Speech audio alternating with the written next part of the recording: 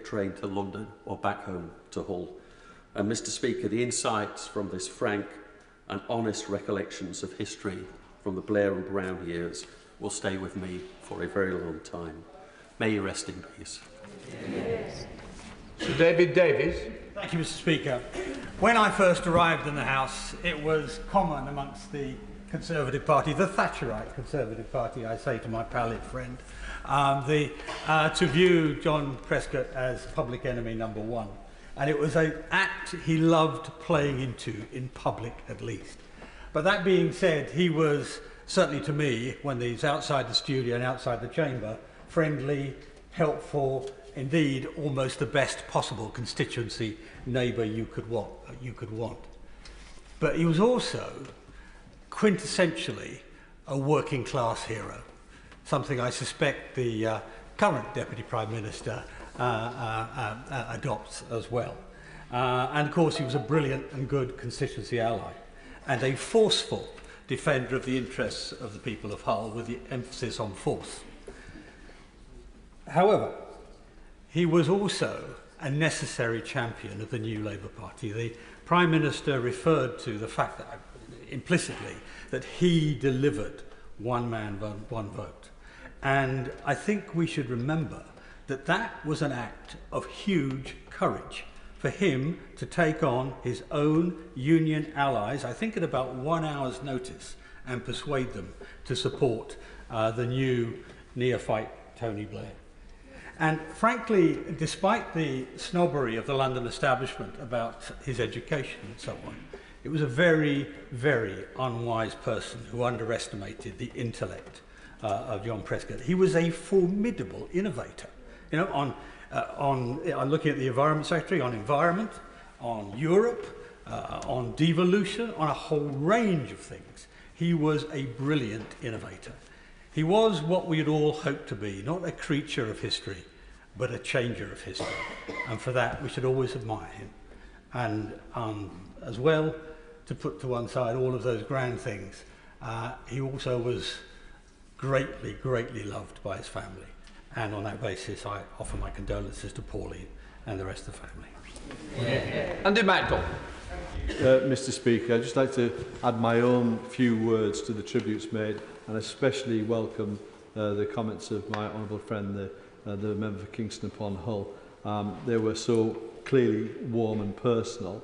I just simply wanted to add that John Prescott's great many achievements have already been told in terms of his commitments to climate change and other matters. A truly authentic working class hero, somebody who would always attract a crowd wherever he went when he's on his famous battle bus, and he persevered with that through good times and in poorer times.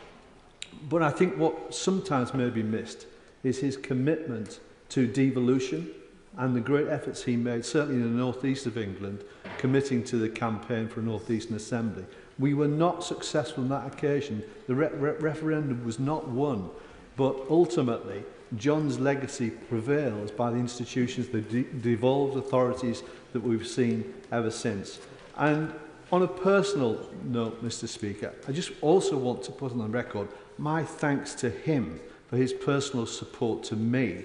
I found myself propelled onto the shadow front bench a little bit prematurely and unexpectedly, but he was of great support to me in discharging the transport brief, and such immense knowledge that he retained, and at every single occasion he would offer that encouragement, for which I'll be eternally grateful. He was a true giant of the Labour movement. We will miss him enormously, but his legacy remains on, and I too would like to pass my sincere condolences to Pauline and to all of his family. Thank you.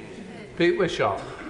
Mr. Speaker, on behalf of the Scottish National Party, could we pass on our most sincerest condolences to Pauline, John's family, and to his many friends, colleagues and comrades right across the Labour movement. You have lost a colossus of a man and an inspiration to working class people right across the United Kingdom who were inspired to come into politics because of the example that John Prescott showed.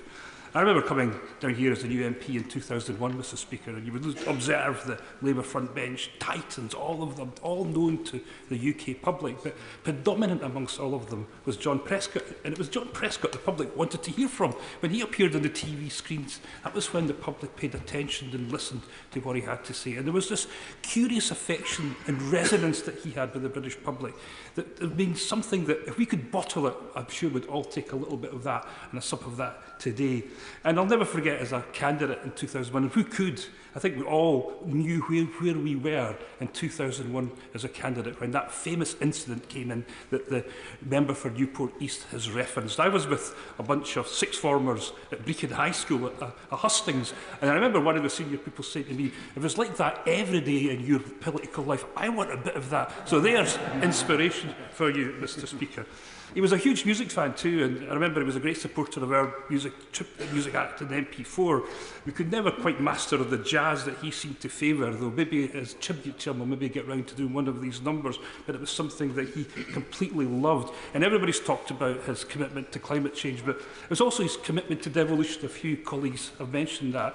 And I think it was John Prescott that was the engine that drove that path towards a Scottish Parliament and, of course, the regional assemblies, which will be happening as a matter of course with this new Labour government. He was a part of a generation, Mr Speaker, that we are now sadly beginning to lose.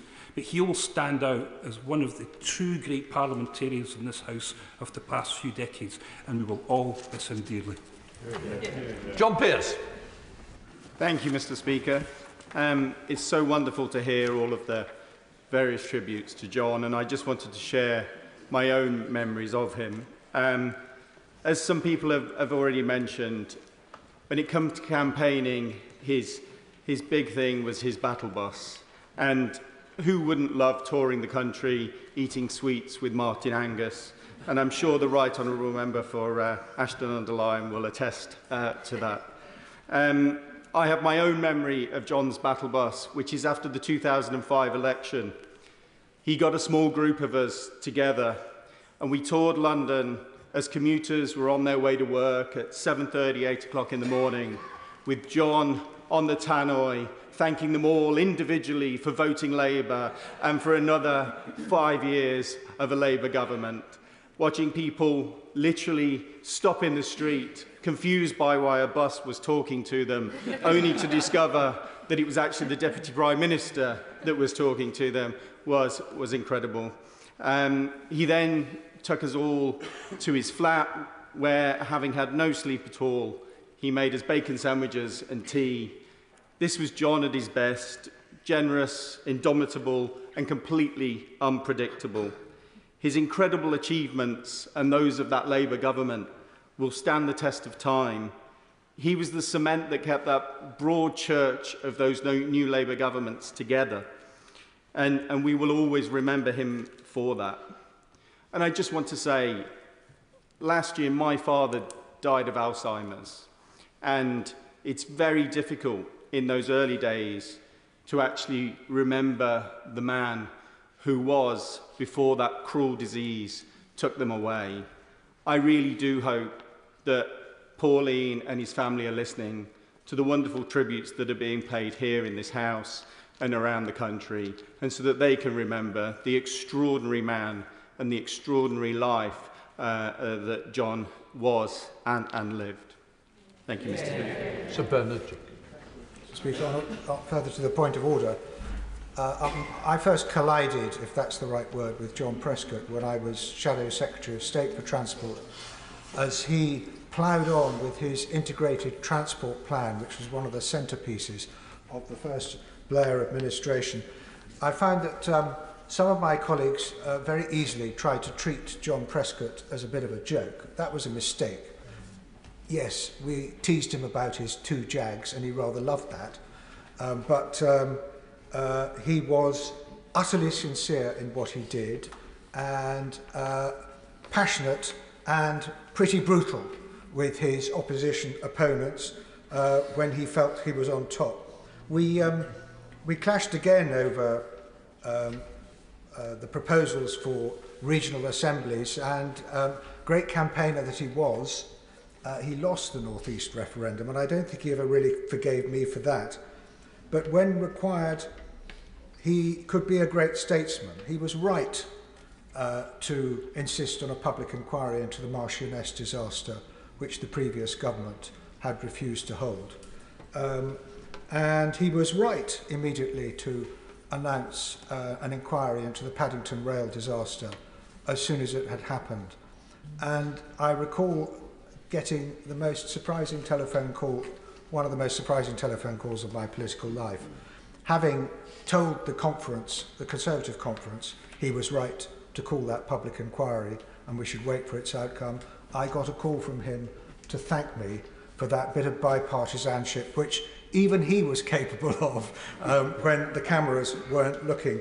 And I do pay tribute to him for this, because the Cullen inquiry came up with a completely new safety regime for rail, including a rail accident investigation branch for the Department of Transport.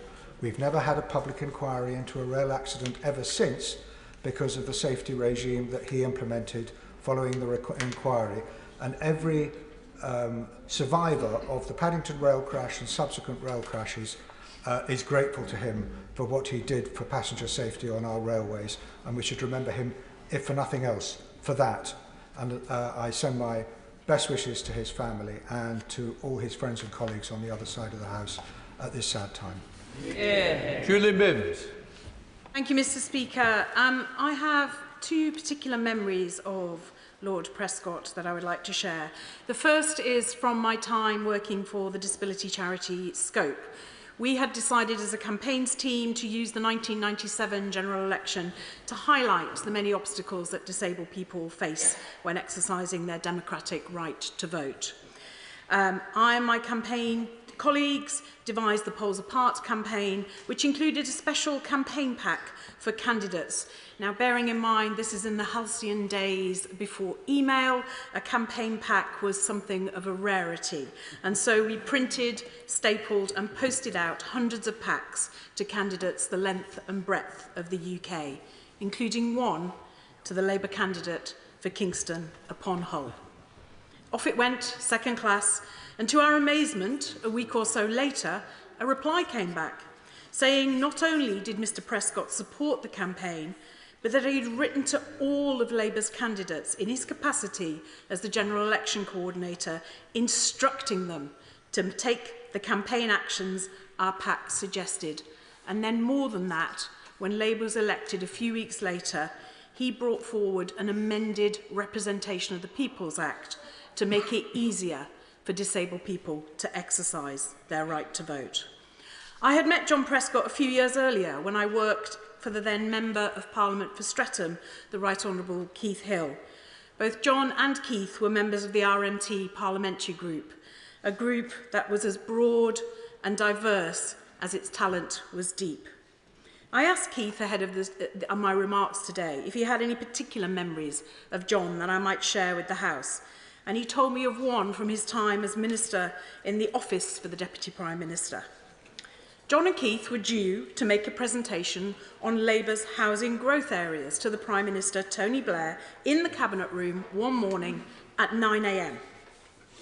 At 4 a.m, John was still working on the presentation and decided that he needed to know about the rail connections between Cambridge and Oxford.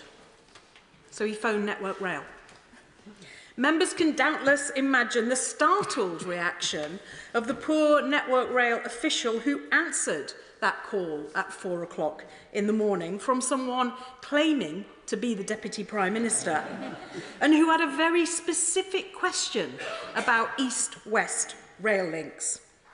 Tony Blair was equally amazed at 9 a.m. that morning. And did he tell you what the rail connections are? Asked the PM. There aren't any, replied John. We're going to change that. And now, thanks to the budget, that change will finally be delivered. A fitting tribute, perhaps, to the work ethic, energy and enthusiasm for change that John Prescott exemplified. Jeremy Corbyn.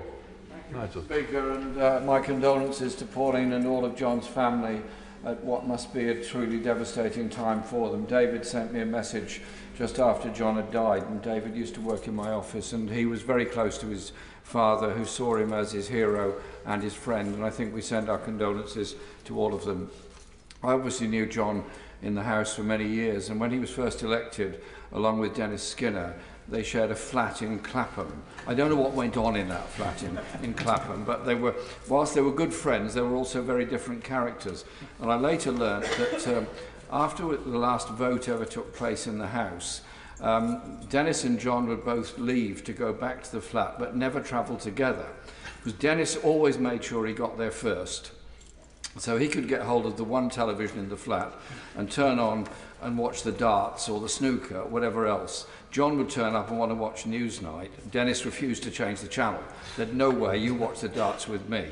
And you could sort of imagine the repartee and the arguments that were going on between them, which would have been incredibly funny. In the 2017 election, John offered to help in any way he could, and he was fantastic, and we had several events we did together. One day we were started in Hull in the morning with a launch of our Arts Manifesto, and then went on a tour all around Yorkshire and Humberside in the famous bus. John seemed to know the owner of every fish and chip shop in the whole of Yorkshire and insisted on stopping at every fish and chip shop in Yorkshire, so we had a big supply of fish and chips all day long. And then we got to Scarborough, where we were doing a rally there in the pavilion by the seafront, and John and I got up to speak on the stage, and a lot of the people there, I don't think they really realised it was a political rally going on. They thought they were just there enjoying the sunshine. Then these two guys get up on the stage and start talking. Then they loved John because he brought out Freddie the Fox, and we had a long discussion about the evils of fox hunting, the evils of Tory fox hunting, the Tories who were always going to bring back fox hunting, the Tories who would kill the fox. Then he pulled Freddie out of his coat and said, look at poor Freddie here. They're going to tear him apart. That's what the Tories do to you. And he was loved for all of that.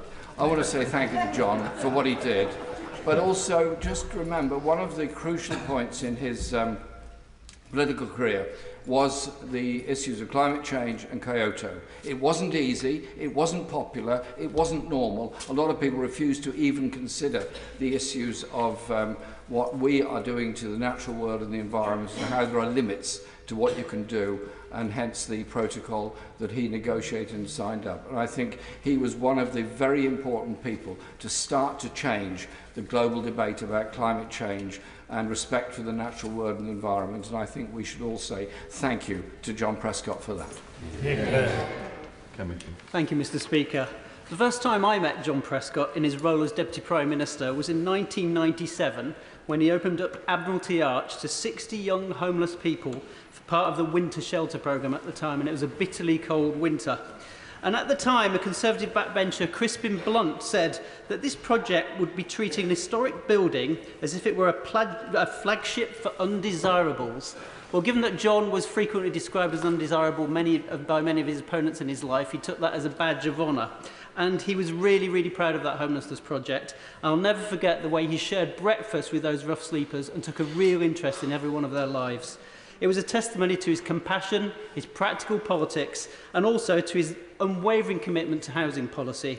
Many, many millions of council tenants had home improvements with new windows, new doors, and home insulation, and none of them will ever forget that. They're all the basics that many of us take for granted, but which far too many people lacked at the time. In a superb biography by my former late colleague on The Independent, Colin Brown, naturally titled Fighting Talk, there was a lovely quote and a telling quote from John, and it was this: there are those priests on the left who want to keep their consciences, and there are those who will get their hands dirty. I belong to the Dirty Hands Brigade. So John was regularly patronised, he was frequently underestimated, but he had the last laugh with delivery for real working people. Yeah. For that, we'll all be grateful. Yeah. Nigel Farage. Thank you. In the last 6 months of 2005, the United Kingdom took over the rotating presidency of the European Union, and Prime Minister Blair wanted to make a big success of it. One of their concerns is that there was a young British MEP who was prone to behaving very badly in the chamber and being particularly rude to visiting heads of state. And so John Prescott was sent to see me.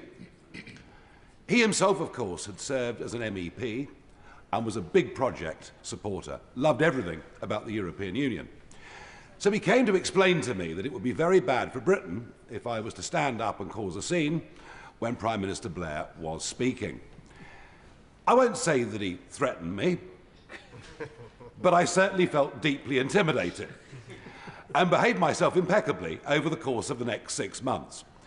That was perhaps the bruiser, John Prescott, but then a couple of years later, it was Remembrance Sunday, and the ceremony was over, the parades had finished, and I was walking up Whitehall, and then to my astonishment, walking on his own, without any security, was the Deputy Prime Minister. And I said hello, and I wondered what he was doing, and he'd seen a group on the other side of Whitehall of Arctic convoy veterans. And of course, John, a seafarer himself, went over, spoke to the men who'd endured such appalling hardship in the last couple of years of the war, and said to them, I'm going to fight and make sure that you guys get a campaign medal after all these years, recognising what you'd done. Well, they did get the medal, and I got the message, and I understood why he'd been so phenomenally successful from humble roots.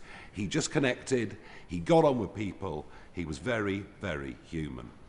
So we mourn his passing, but perhaps also we mourn the passing of big working-class characters in politics. We need far more of them. Bill Esterson. Well, thank you, Mr. Speaker. John had many connections with the northwest of England, as you well know. He went to school on the Wirral. He was a parliamentary candidate in Southport and returned there to campaign in that 2017 general election.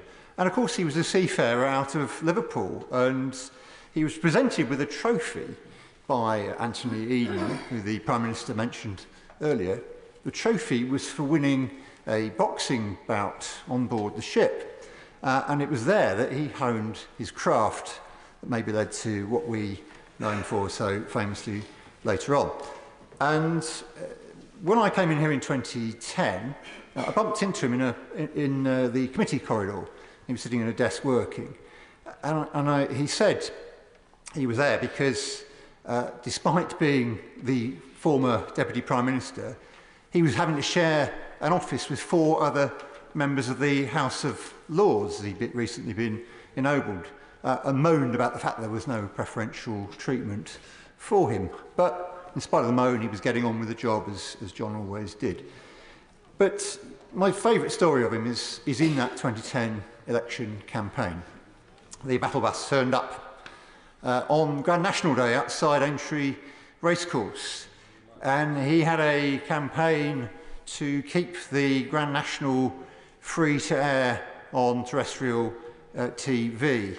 And there he was with his speakers, his loudspeakers, haranguing the racegoers to come and sign his petition, which they did in their droves. And not only did they sign the petition, they then queued in large numbers for selfies with John, because it goes to this point about the affection in which he was held. And it will stay with me forever just what an impression John had that day. And when I came in here and was serving in this place as he was serving in the Lords, he was a source of terrific advice to me, and I'm proud to have counted John as a friend over the years. I wish my best to Pauline, to David and to the rest of his family. May John rest in peace. Thank you, Mr. Speaker. Further to the point of order, when I was elected to Beverley and Holderness in 2005, John Prescott was, of course, already a legend and the MP for neighbouring East Hull.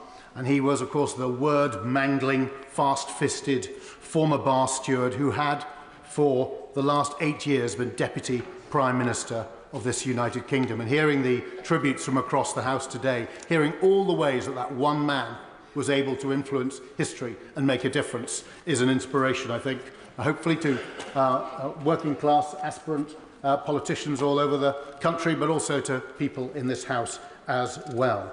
But I knew him a few years before I entered Parliament, because he came to Cambridge for a transport summit So I organised a demonstration against this happening and stood there outside all day. And more, of course, as the day went on, he didn't come out. So eventually, when he did come out, I was just about the only demonstrator left. So I immediately berated him and his entourage, and we then had a surreal dance around the car park before he went straight up to this Jaguar and tried to get in. It wasn't his. I think it took quite some time for him to forgive me for that. I would see John regularly, as do colleagues from Hull, such as the member for Hull North, who's sitting on the front bench opposite, on Hull trains, normally surrounded by papers and at a four-place table, trying to keep it entirely to himself. Though he was gruff, he was also engaging, and he would often come to Beverley. So Pauline would go shopping in the shops of Beverley, and he would come to the Royal Standard, which is the finest pub and establishment in Beverley, and where he was always very welcome, and where members to this day hold him in the highest regard. As has been remarked, he led our delegation to the COP at Kyoto in 1997, and was widely regarded as being the key element in delivering that historic outcome, the first time that an international agreement was made to recognise and cut climate emissions. Former US Vice President Al Gore said that he had, and I quote, never worked with anyone in politics quite like John Prescott. And John continued to take climate issues seriously, and we would have passionate and rather loud conversations on the train as we went to and fro from East Yorkshire. And when I led our delegation to the last year's COP, which was the first to commit to phasing out fossil fuels, I knew that my team and I were following in the footsteps of someone who may have come from a humble background, but went on to change the world. Becky Gittins. Thank you, Mr. Speaker. Just over 2 months ago, I rose in this chamber for the first time to give my maiden speech. I opened with a comical line about one of my constituency's most famous sons, Lord John Prescott. Though I'm sad to be rising today to commemorate his passing, it's important to reflect the indelible mark that he has left on British politics. A formidable character, John Prescott was a political giant, but never stopped being one of us, an ordinary, down-to-earth, working-class man, whose ambition for communities like his as part of a trailblazing Labour government ambitions like his and others are the reason why so many of us are here today. Often underestimated by both his political allies and enemies, he was the glue that held the Labour government together and saw it deliver so much of what it did. Though personally, I knew him little more than as an overly keen teenager at Labour Party conference, asking for a selfie with a political hero. He did oblige, though in his customary unimpressed fashion. But his impact on myself and so many on these benches has been huge. So I rise today, on behalf of the people of Clwyd East, to say a fond farewell to one of our own, a treasured son of North Wales, a political trailblazer, and a true one-off. My thoughts are with Pauline and his family. Gavin McCann. Thank you, Mr. Speaker. I just want to add my words to all these warm tributes to John. I got to know him and encountered him outside of a political context. It's a matter of record that towards the end of his time as Deputy Prime Minister, he had several bouts of ill health and was admitted to hospital on a couple of occasions, and was admitted to the critical care unit where I was a nurse at the time. He made an incredible impression on me and my fellow staff. He was actually a really great patient, which, let's face it, not every VIP that ever crosses those words into a ward can that be said of. So, and he was warm and fun and abrasive in the right way and challenging in the right way. You know, one of my most abiding memories is being summoned in to see the Deputy Prime Minister because his hospital food was rubbish. So he wanted to complain about that. Hopefully that will be the only time a Deputy Prime Minister calls me in to criticise something that I'm responsible for, but you never know. After it, a real testament is that John invited all of us staff that had looked after him to come and do a big tour in a very John Prescott way of, you know, in Admiralty House, going all the way through the back corridors of Whitehall and throwing out great bits of history and anecdote. And he finished up with a mock auction where he'd acquired a lot of gewgaws and knickknacks from all of his diplomatic visits abroad, and he was throwing them out with his very strong arm to people in the room, and people were catching them, and hopefully many of those people and colleagues that I had at the time still got some of those items and have treasured him after hearing this. So honestly, I really want to give my heartfelt condolences to Pauline and to John's family. Thank you. I think the House is always at its best, and I'm sure John would have been smiling at the tributes. I've got to say it was fantastic. The only thing I would add is that John managed to divide Hull into two when he became a Robin, but we'll leave it at that. Right, we now come to urgent question. Let the front benches just change over.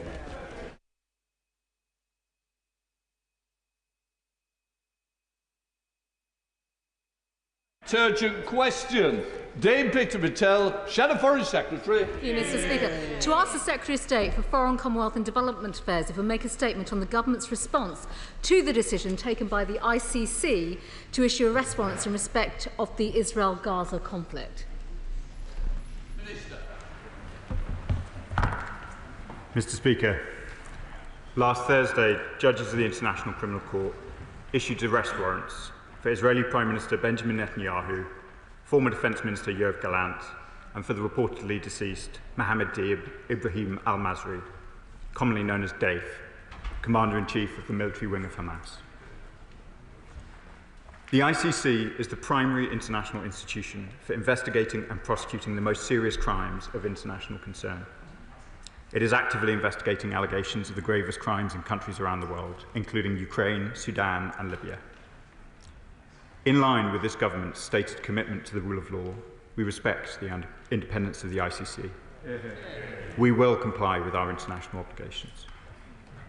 There is a domestic legal process through our independent courts that determines whether or not to endorse an arrest warrant by the ICC in accordance with the ICC Act of 2001. This process has never been tested because the UK has never been visited by an ICC indictee. If there were to be such a visit to the UK, there would be a court process and due process would be followed in relation to those issues. There is no moral equivalence between Israel, a democracy, and Hamas and Lebanese Hezbollah, two terrorist organisations. This government has been clear. Israel has a right to defend itself in accordance with international law. That right is not under question, Mr. Speaker, and the court's approval of the warrants last week do not change that. Israel is, of course, a partner across UK priorities, including trade, investment, security, and science and technology. We do cooperate across a wide range of issues for our mutual benefit. This government remains focused, Mr. Speaker, on pushing for an immediate ceasefire to bring an end to the devastating violence in Gaza. This is essential to protect civilians, ensure the release of hostages, and to increase humanitarian aid into Gaza. We have always said, diplomacy is what will see an end to this conflict, and that can only be achieved through dialogue. It is in the long-term interest of the Israelis, Palestinians, and the wider region to agree to a ceasefire deal urgently and bring this devastating conflict to an end. Shadow Foreign Secretary. Mr. Speaker, the International Criminal Court's decision to issue arrest warrants for the State of Israel Prime Minister Benjamin Netanyahu and its former Defence Minister Yoav Gallant will do nothing to help secure the release of those poor hostages who've been held captive by Hamas for over a year. Nor will it help to get more aid into Gaza, and it will not deliver a sustainable end to this awful conflict. And in charging Israeli leaders alongside Hamas, the ICC appears to be drawing a moral equivalence between Israel's war of self-defence and Hamas terrorism. We utterly reject any moral equivalence. The only beneficiaries of this decision are Hamas and their terrorist sponsors, Iran, who are now celebrating this propaganda coup as a great victory for Hamas and Hezbollah. Since the ICC's decision, we have had dither from ministers and confused messaging and no clarity, so I'm grateful to the Minister today for his remarks. So the government has indicated already that it will seek to enforce these warrants through our own courts, and there is a process around that. And as to the issue of warrants, we have raised serious concerns over process, jurisdiction and the position on complementarity principle, and believe the warrants of Mr Netanyahu and Gallant have no basis in international law. So does the government believe the court has jurisdiction in this case, given that Israel is not party to the Rome Statute and Palestine is not a recognised state? Does the Minister agree that the ICC must act within legal norms? And in the absence of the ICC making public the specific context of the charges, does the Minister share concerns expressed about reports of process errors in the ICC's investigation and the concerns that Lord MacDonald, the former DPP, has raised about the use by the prosecutor of an expert panel? And finally, but crucially, what effect does the Minister believe that Mr Netanyahu's immunity under international law as a serving Prime Minister of a country which is not a state party has on enforcing these warrants in the UK's own courts? Mr Speaker, these are important questions. I look forward to the Minister responding, but it is really important that at this time when there is such a conflict taking place, the Minister has already spoken about securing the release of hostages, more aid coming into Gaza, that we have clear clarity from this government. Thank you, Mr Speaker. Thank you, Mr Speaker. I welcome the questions from my right honourable friend across the benches. It is, of course, utmost in this government's mind the need to bring an immediate end to the conflict in Gaza, to secure the release of the hostages whose families I have met, and I know the right honourable friend knows that I'm familiar with these issues from my previous life. We also, of course, need to see more aid going into Gaza, and the questions at issue with the ICC are separate from that. Diplomacy will continue regardless of the process of the ICC, but I had understood it to be the common position of this House that the international rule of law is an important commitment. The International Criminal Court is an important, the primary body in enforcing these norms. And the issues on jurisdiction and complementarity were heard by the pre-trial chamber. Its 3 judges have issued their findings, and I think we should respect those. Chair of the Select Committee, Emily Thornberry. Thank you very much, Madam Deputy Speaker. The International Criminal Court was created when 120 countries put their names to the Rome Statute and signed up to the principle that certain basic standards of behaviour must be enforced internationally. And those laws would be applicable to everyone, no matter who they were. From the time when Winston Churchill led the party opposite, this country has been a proud supporter of international law, and it is wrong for us to try to undermine it. Does my honourable friend share my deep disappointment that the Conservatives have fallen as far as they have?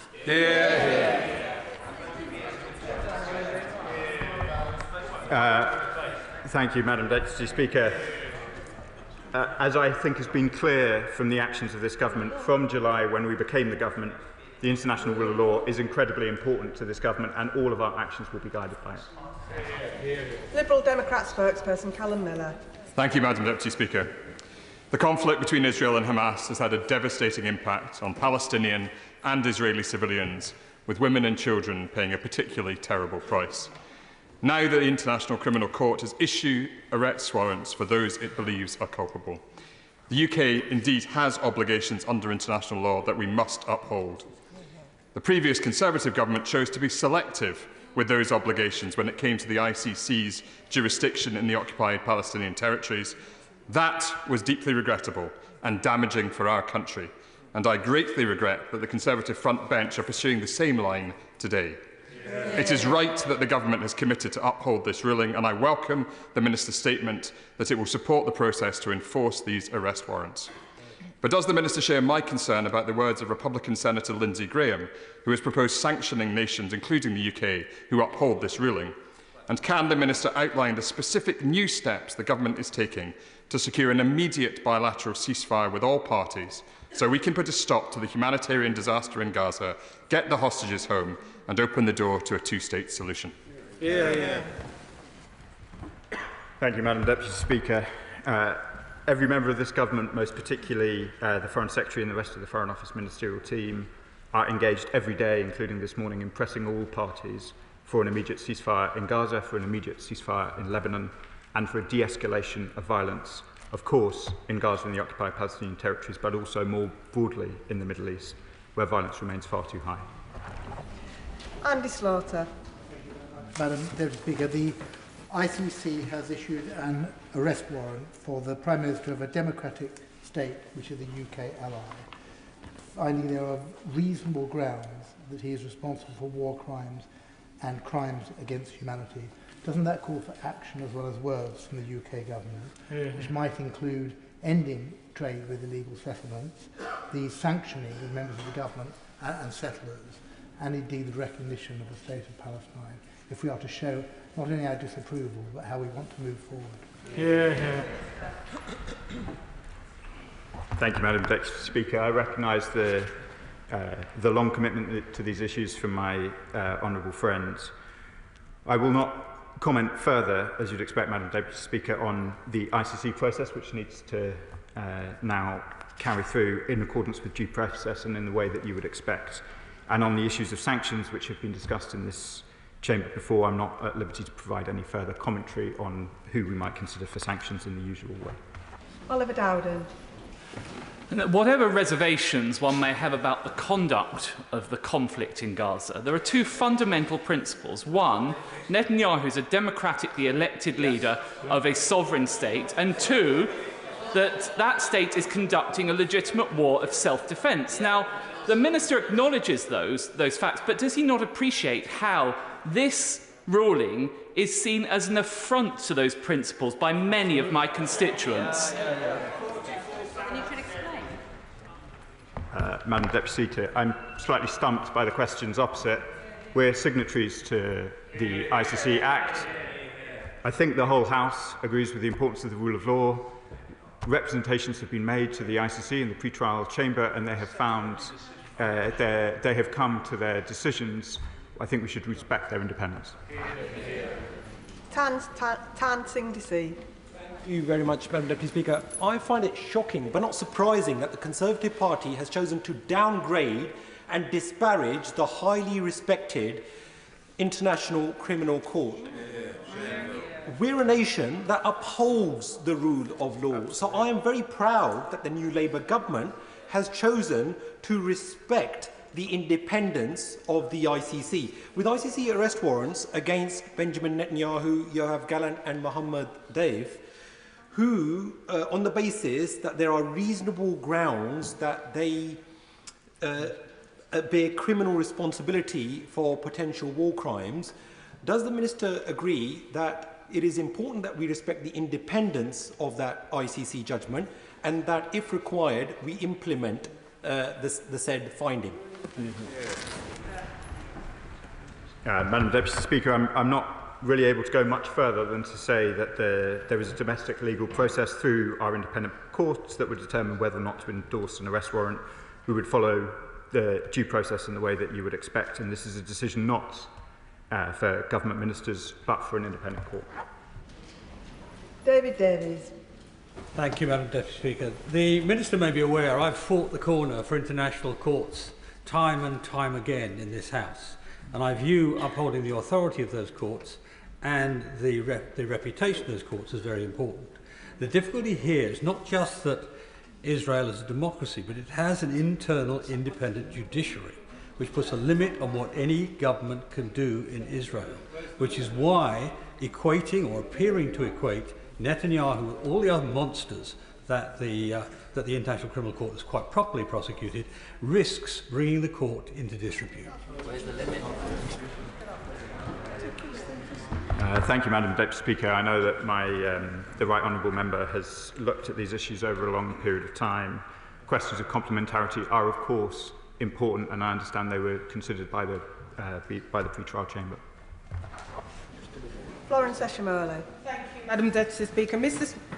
Several of our allies and international partners have outlined their commitment fully supporting the ICC, including Canada, the Netherlands, Sweden, Belgium and Ireland. So I welcome the government's commitment in respecting the independence of the ICC. Does the Minister agree that the ICC has a very high evidential threshold when it comes to the issuing of arrest warrants for alleged perpetrators? And has this now not been demonstrated with this case? Thank you, Madam Deputy Speaker. The deliberations of the ICC on this matter have gone on for some time. and I think it's been clear for all to see the way in which they proceeded, and I welcome them. Leila Moran. Last week I attended a memorial service for the people of Gaza with families of Palestinian origin here in the UK. I believe the ministers met with some of those representatives already. And we heard from a woman called Kitam, who described how overnight she lost 48 members of her family. And she, as she walked back, sat behind me and broke down in sobs as she remembered so painfully that day. She deserves justice. This issuing of a warrant is not justice. There is still a process to go through, there is still a trial to be had. But is it not right that whatever the court, those outcomes are adhered to? So might I press him on the ruling of the ICJ advisory opinion on the occupation? Because at the core of this is that ruling. And that should mean that we are doing much more than just meeting with those families and sharing in their pain. Thank you, Madam Deputy Speaker. As the honourable member alludes, I've met with these families as well, and many other families who have been so wounded by the conduct of this conflict over the course of the last year on both sides, both the hostage families and the many Palestinians and Lebanese who've seen their lives so cruelly turned upside down. As I said earlier, in the end, it is only diplomacy that will bring an end to this conflict. We will continue to have contact with all sides, including those indicted. We will continue to press all those with whom we engage to bring an early end to this war. In relation to the ICJ, we've set out our position before. We are considering the judgment carefully. We've provided an explanation of our position so far in the United Nations. It is an important, far-reaching judgment, and we hope to be able to say more in due course. Sarah Owen. Thank you, Madam Deputy Speaker. I welcome the Minister's confirmation that the UK will be upholding the ICC arrest warrants for the Hamas general and Israeli leaders. The ICC found grounds to believe that Netanyahu and Gallant each bear criminal responsibility for the war crime of starvation as a method of warfare and the crimes against humanity of murder, persecution and other humane acts. It goes on to say the crime of intentionally directing an attack against the civilian population. On that last point, what moral justification is there now for continuing arms sales used by Israeli forces at the behest of a Prime Minister accused of such serious war crimes? When will we use every diplomatic lever to stop the killing, free all hostages and stop selling arms to a country led by someone accused of such horrific war crimes? Thank you, Madam Deputy Speaker. I'd like to just be clear that what I've said this afternoon is not that the government will uphold arrest warrants. What I have been clear about this afternoon is that due process will be followed. These are questions for independent courts in the UK, and it is independent courts that would review the arrest warrants if that situation were to arise. My honourable friend asks about aid. I want to be absolutely clear, insufficient aid is getting into Gaza. I travelled myself to the Gaza border and saw the restrictions Israel is putting on aid reaching Gaza. Those restrictions have been called out by me and other members of the Foreign Office day in, day out. We are taking steps with our partners and our allies to try and ensure that those in Gaza have the aid that they need as winter comes in order to survive. These are grave matters, and I understand the frustration of right across this House that we have not seen the amount of aid in Gaza that we would like to see. And I recognise that people are asking for yet more to be done. We, of course, in relation to the specific question about the arms licence suspensions that were announced to this House on the 2nd of September, we will, of course, keep that under review, and we will consider the findings of the ICC in relation to that assessment. Stephen Flynn. Speaker, last year the Labour Party had to be dragged into accepting that there was a collective punishment of the Palestinian people. Indeed, the honourable gentleman's boss said that war is ugly. The Labour Party earlier this year had to be dragged into even uttering the words ceasefire.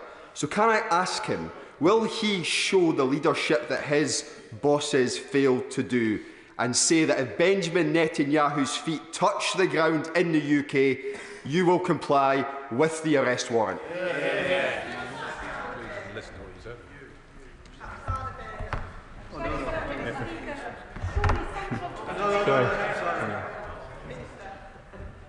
Sorry, Madam Deputy Speaker, I think I wasn't quite quick enough on my feet.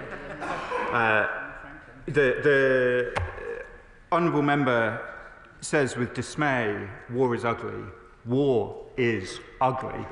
And we are doing everything that we can to bring it to a close through all of the diplomatic measures that you would expect. This is not an issue for grandstanding. This is an issue for diplomacy. And that is what this government is committed to.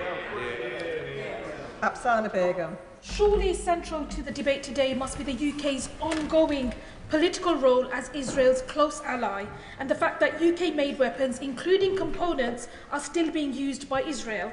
Does the Minister recognise that beyond the commitment to uphold the ICC's arrest warrants, the UK's failure to clearly condemn the collective punishment of civilians, an intent explicitly indicated by key Israeli leading figures, and the continued military support for Israel's ongoing onslaught in Gaza have serious implications for the UK's own human rights obligations and the fate of millions of innocent men, women and children? Madam Deputy Speaker, I thank the my honourable friend for her question. I won't rehearse too much the answers provided on the 2nd of September and on numerous occasions in this chamber since then. We have suspended, with one exemption, which I'm happy to turn to again, all of the arms that we are selling to Israel that could be used in Gaza. That suspension, in our assessment, also covers the West Bank and Lebanon. We are taking action in accordance with our commitments under international humanitarian law, and we will continue to do so. Sir Bernard Jenkins. Deputy Speaker, can we be absolutely clear about what the government is saying? Because it seems the government is not saying there would be an automatic arrest should Benjamin Netanyahu arrive in this country, that there would be due process. And could he confirm that customarily international law does not permit the arrest or the delivering of the Prime Minister of a non-state party to the ICC? So he's committing to due process, but he's not committing to arrest. Am I correct in understanding that? Thank you, Madam Deputy Speaker. There's a domestic legal process through our independent courts. We cannot prejudge that process. I note that the Shadow Attorney General has written to the Attorney General on questions of detail in relation to some of the points you allude to, and the Attorney General tells me he will be writing back on those more detailed points. Nasha. Madam Deputy Speaker. Whilst we watch, we work tirelessly to get a ceasefire in Gaza, which is really important, simply because the children don't see an end in sight, neither do the families in Gaza. Does the Minister also agree with me that Britain's reputation on the world scene as a global leader for upholding justice would be undermined if Britain did not respect the independence of the ICC, as those on the Conservative benches are implying? Madam Deputy Speaker, this government thinks that adherence to international law and being seen to adhere to international law is incredibly important, and in everything we've done since July, we have sought to underline that principle, and I would hope that it would be one that the whole House would support us in. Jeremy Corbyn. Thank you, Madam Deputy Speaker. The Minister has assured us that the arrest warrants will be carried out, and I hope that is the case. Could he also consider that if an arrest warrant has been issued for the leader of a country, if the International Court of Justice has found it deeply wanting on its behaviour and as an occupying power and the war crimes that have been committed, why are we still supplying weapons that are taking part in the bombardment of Gaza that are destroying life as we speak? Thank you, Madam Deputy Speaker. As I said in answer to a question from my own benches, we took steps on the 2nd of September to ensure that, with one exemption, which I'm happy to go into, that we are not selling arms which are being used, which could pose a breach of international humanitarian law in Gaza, and that continues to be the position, and it is kept under regular review. Aptisam Mohammed. Thank you, Madam Deputy Speaker.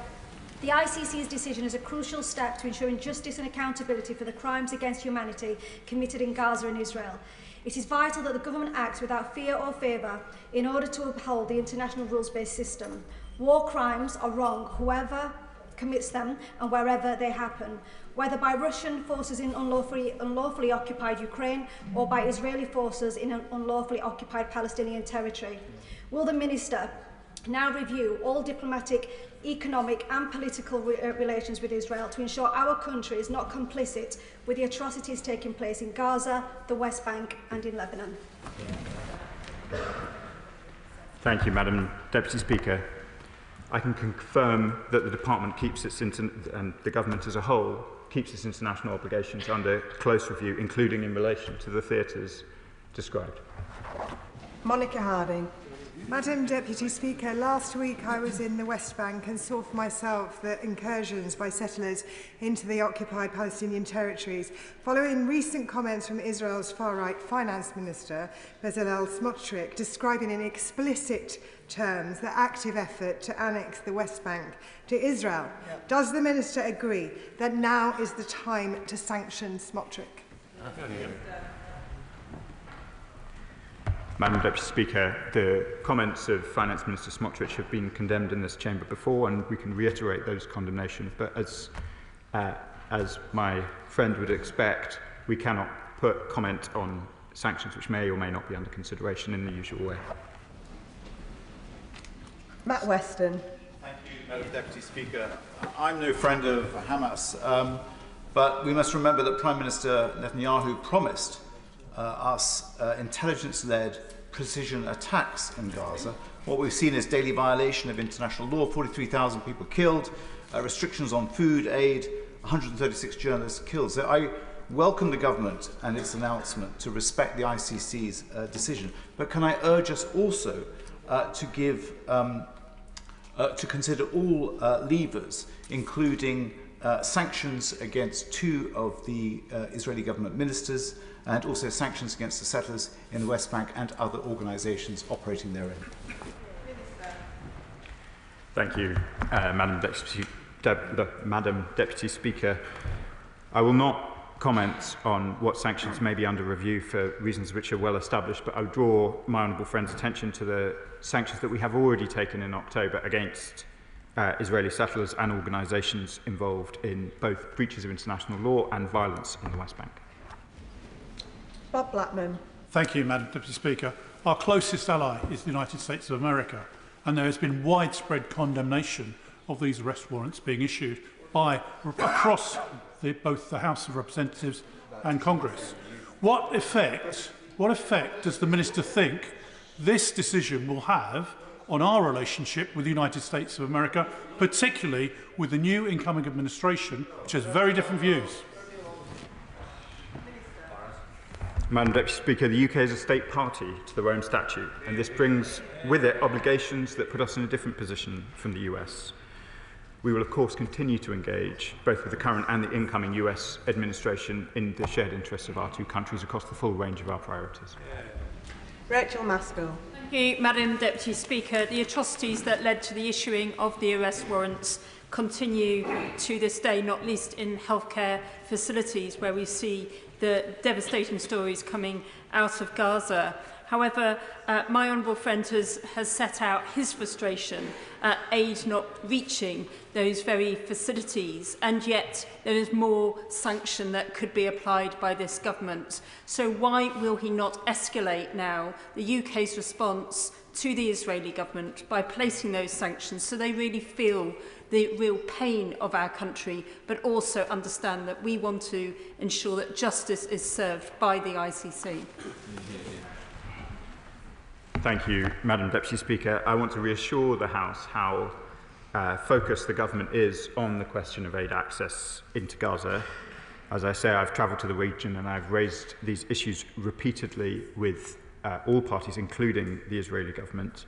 We need to see a flood of aid into Israel. That is what has been the commitment of the Israeli government, and I regret that we have not yet seen that flood of aid and that Palestinians are suffering as a consequence. Winter is coming, and Palestinians in Gaza are extremely vulnerable, and we will continue to press the Israeli government to do everything that it can to ensure that more aid reaches Gaza and indeed into all parts of the occupied Palestinian territories that require it. I made these points forcefully this morning, and I will continue to make them. Liz Saville-Roberts. The ICC has issued arrest warrants for crimes including direct attacks on civilians. Open source information shows that the RAF reconnaissance flights are going over Gaza and average nearly 4 flights a day. While, of course, we all seek the information necessary to gain the release of the hostages, how confident is he that the information used and shared with Israel from these flights has not been used to facilitate any attacks on civilians? Good question. Thank you, Madam Deputy Speaker. I will not go into operational details, but I can assure the House these surveillance aircraft are unarmed, do not have a combat role, and are tasked solely to locate hostages, including a British national, and they will continue to do so. Andy MacDonald. Thank you, Madam Deputy Speaker. In response to the Right Honourable Member for Whittam, I note that the UK, under the previous Conservative government, signed an ICC state party statement in support of the ICC and to preserve it from political interference just before the election. And the Foreign Secretary has confirmed the UK's acceptance and respect for the ICC arrest warrants for Netanyahu's war crimes. Therefore, isn't it now incumbent on the government to take effective, concrete steps to prevent further such acts by banning all arms licences to Israel, including F-35 parts, and imposing sanctions on individuals, on assets, goods trading with the illegally occupied West Bank, and the urgent recognition of Palestinian statehood?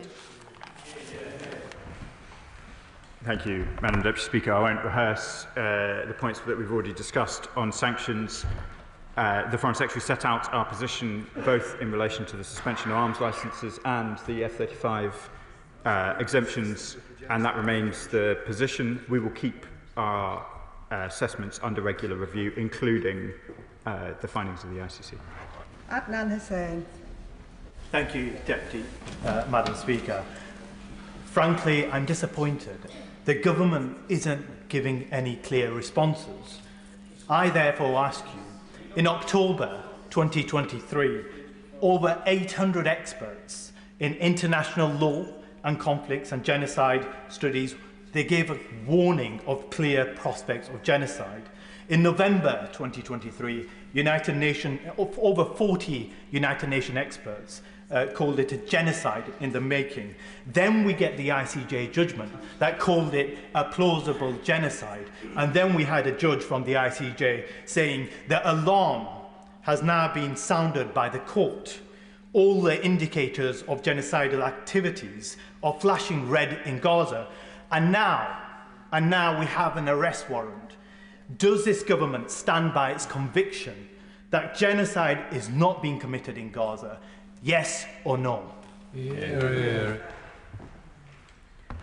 Thank you, Madam Deputy Speaker. I think it's important that we treat the international institutions with the respect that they deserve.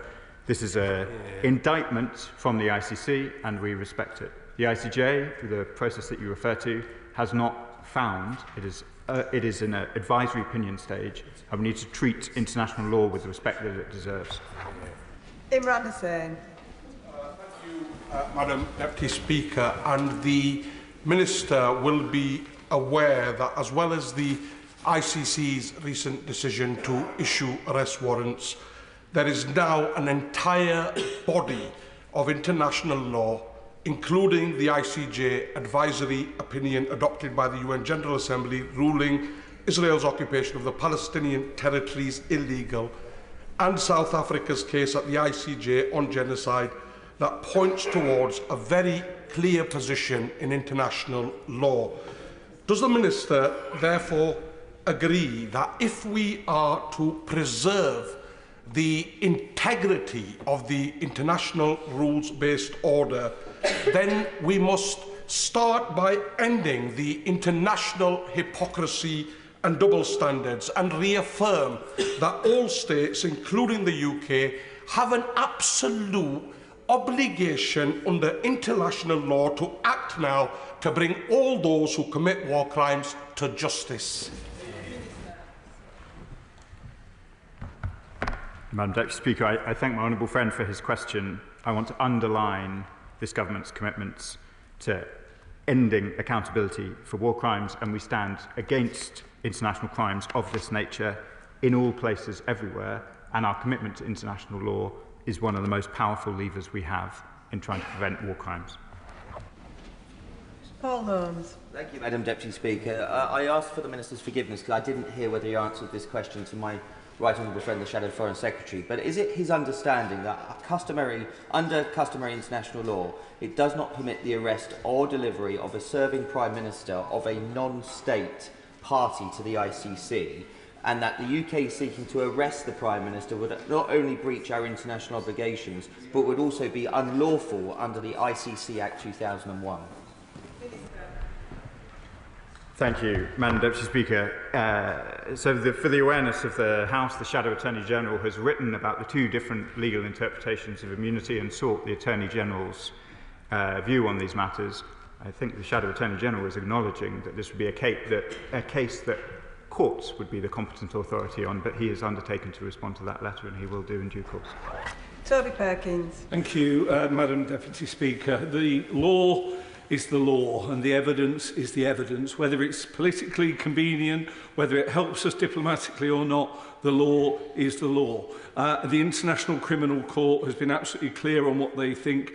Can I just say to my honourable friend, the Minister, that he is absolutely right to reject the calls opposite to turn this into a political decision and to leave this as an independent legal decision for our courts and for the International Criminal Court, and he should carry on exactly the way he is. Thank you, Madam Deputy Speaker. I agree. Caroline Verdon. Thank you, Madam Deputy Speaker. I welcome the decision by the ICC, and I sincerely hope that we will live up to our international obligations if the Prime Minister of Israel visits the UK. You have said yourself that you regret the fact that more aid isn't getting into Gaza and that you've been calling out the Israeli government for not letting more aid in. Is it not time now to do more than just calling out the Israeli government and telling them how angry you are? Isn't it time now that you end all arms exports to Israel, that you impose sanctions, end trade with all the illegal settlements and recognise Palestine as a state? Thank you, Madam Deputy Speaker. We will continue to press these points with vigour, and we will continue to keep all of the other measures under review, as I've said already in this chamber.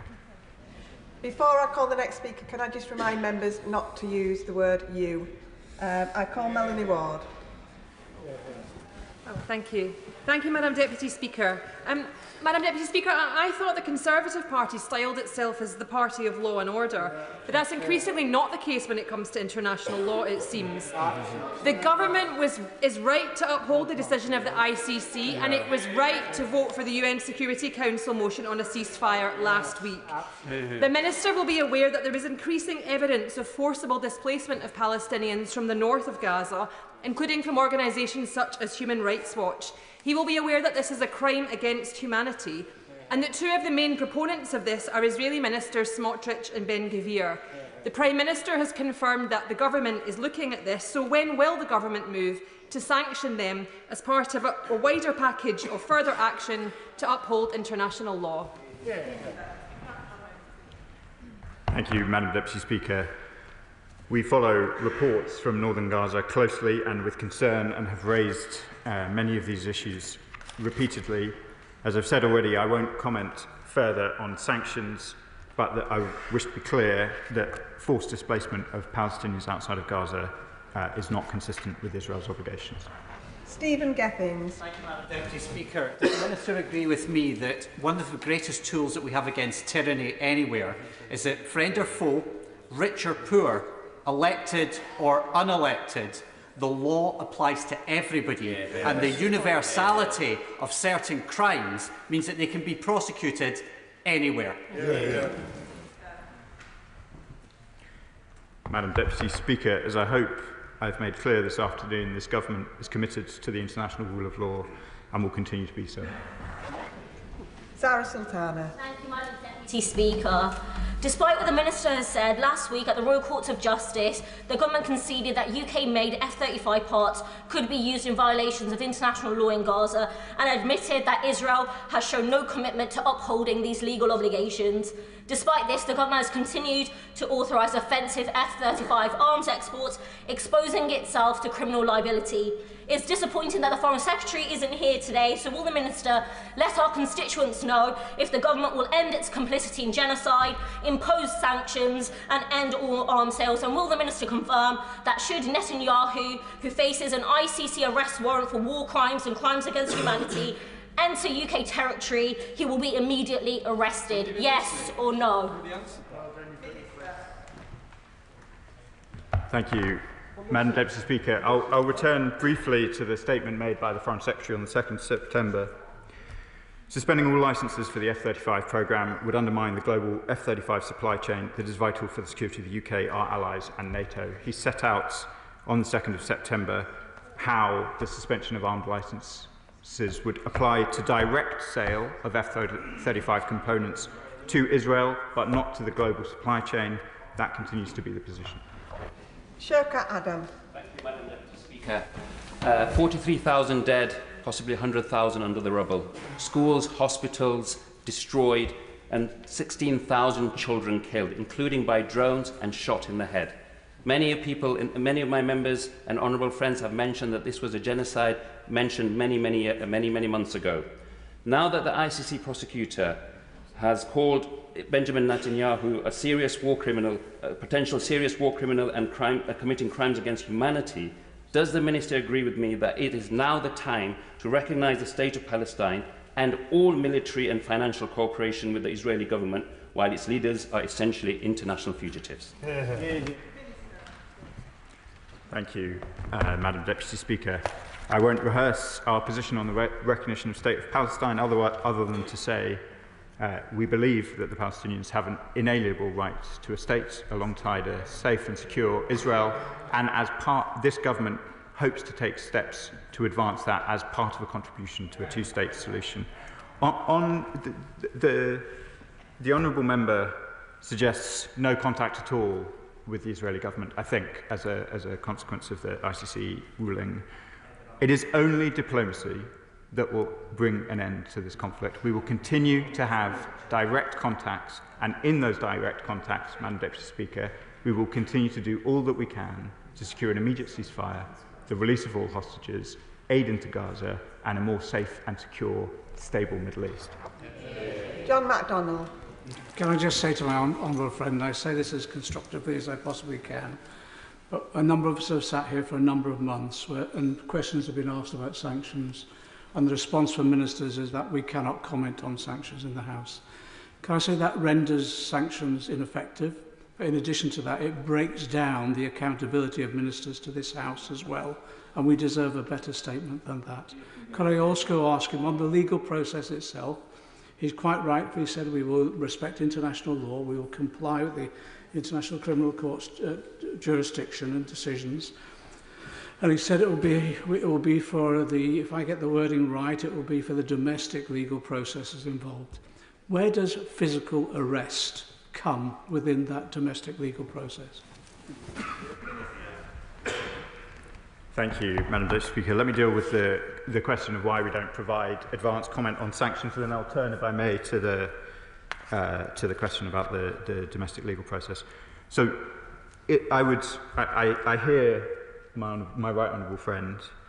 The reason we do not provide commentary on sanctions is that to do so in advance would reduce their effect. I think, and I have my colleague sat next to me, but I would think that we have issued probably upwards of 50, maybe even 100 sanctions in the short time that we've been the government. There has been no shortage of sanctions for this House to comment on. I recognise the two that I've been pressed on the most this afternoon are of intense political interest. But despite their intense political interest, were we to prejudge sanctions and trail them in this House before we made them, we would reduce their impact. The same is true of the hundreds of sanctions that we have done on Russia over the years, and it would be the same in every forum. In relation to the domestic legal process, I hope my right honourable friend will forgive me for not entering too deeply into hypotheticals about how we might, how a court might discharge its findings on these matters. John Cooper. Madam Deputy Speaker, thank you. Israel is a democracy, and its courts have in the past shown themselves unafraid to put even senior politicians on trial. What assessment then has the Minister made of the Israelis' own ability to bring human rights cases in their own courts? Thank you, Madam Deputy Speaker. This is described in international law as the question of complementarity, and it was considered by the pre-trial chamber, and given the independence of the ICC, I don't think it appropriate for me to offer further commentary. Arguments were made by various states on this matter, and the pre-trial chamber came to its findings. Afzal Khan. Does the Minister agree that as well as demanding an immediate ceasefire, free all hostages, unhindered aid getting into Gaza, we must ensure that the perpetrators of heinous war crimes and crimes against humanity are held to account under international law, whether they are friend or foe, based on justice that is blind, objective, and impartial. Playing politics with courts undermines justice. I thank my honourable friend for his question. Support for international criminal justice and accountability has traditionally been a matter on which we have had widespread support in this House, and it will continue to be a priority for the British Government. Ellie Chowns. Thank you, Madam Deputy Speaker.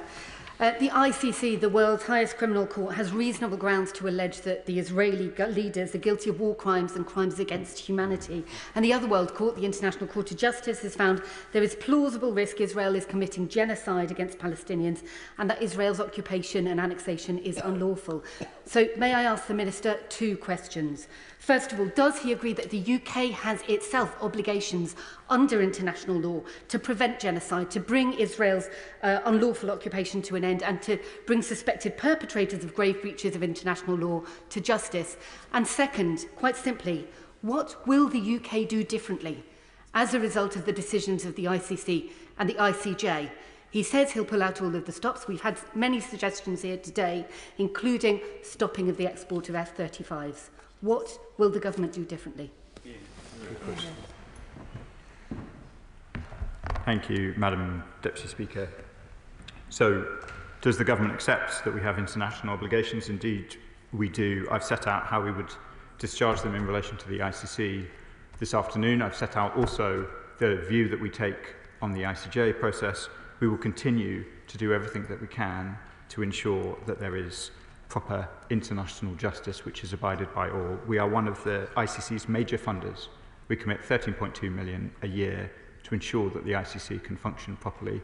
In everything that this government does, we are trying to ensure the international rule of law, and we will continue to do so. Bel Ribeiro Ade. Thank you, Madam Deputy Speaker. The UK has a responsibility not just to respect the independence of international courts, but to take active steps to promote compliance with international obligations.